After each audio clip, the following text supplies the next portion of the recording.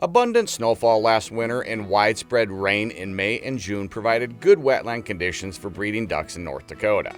So our brood index this year was up 79% from what we observed last year. Our brood size was down slightly, which is indicative of broods needing to move a little bit more over land between wetlands that were drying up, finding new wetlands to use. Good wetland conditions during the breeding period and good breeding population estimates this spring leads to a good fall flight index. Our fall flight index from North Dakota is up about 23% from last year and is comparable to some pretty good years like 1994 and 2020.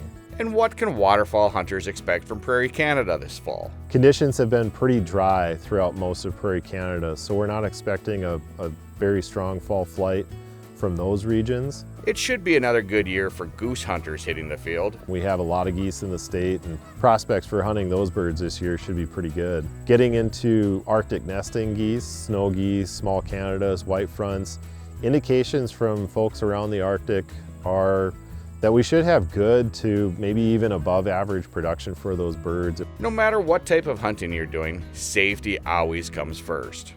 Being aware of your muzzle blast, the direction you're shooting, and of course, when it comes to duck hunting, there are folks that go out in watercraft and making sure that they have the appropriate personal safety devices for flotation. Szymanski also reminds waterfowl hunters to follow aquatic nuisance species regulations when leaving water bodies. Overall, waterfowl hunting should be good this fall. We have a good number of ducks around the state, and we have really good production in the state. So we think the outlook for duck hunting in North Dakota should be pretty good, and for those regions that receive ducks from North Dakota. This is Mike Anderson in the North Dakota Outdoors.